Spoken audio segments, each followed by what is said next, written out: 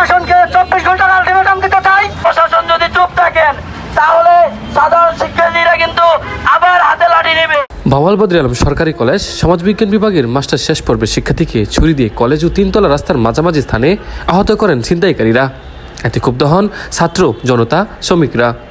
গতকাল রাতে ছিনতাইকারীদের বিরুদ্ধে মশাল মিছিল করেন। তারই ধারাবাহিকতায় ভাওয়াল কলেজের শিক্ষার্থীরা কলেজের মেন ফটকের সামনে বিক্ষোভ মিছিল করেন এবং 24 ঘন্টার আলটিমেটাম দেয় প্রশাসনকে।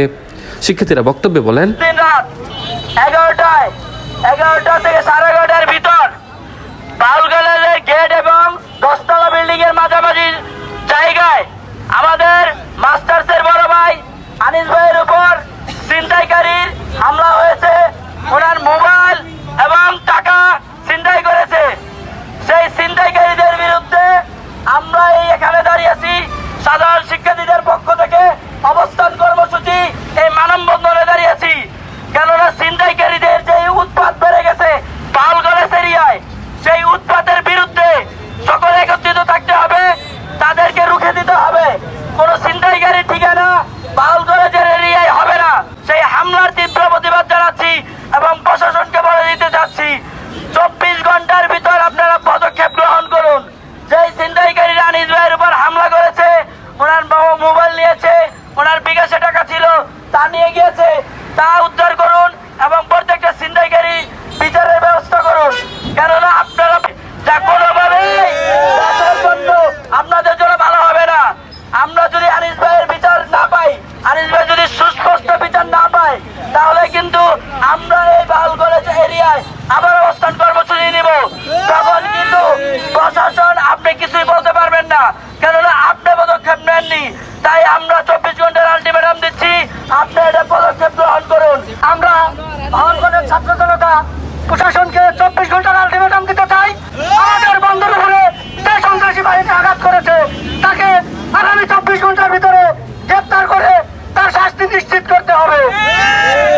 অন্যথায় আমরা ভাওয়াল কলেজের সাধারণ শিক্ষার্থী এর তীব্র প্রতিবাদ জানাবো এবং রাজপথে এর চেয়ে কঠোর ভূমিকা পালন করব।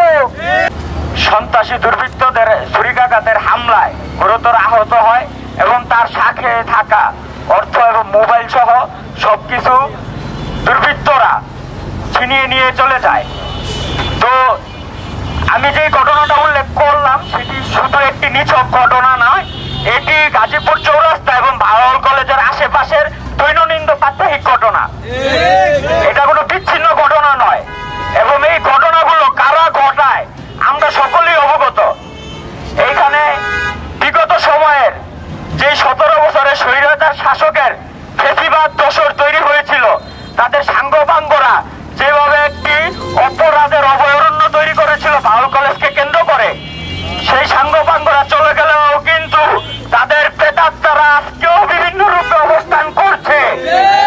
তার উদাহরণ আমরা দেখতে পাই এই পরশুদিন এই আমার আনিসুর রহমান ভাইয়ের উপর দুর্বৃত্তদের হামলার মাধ্যমে।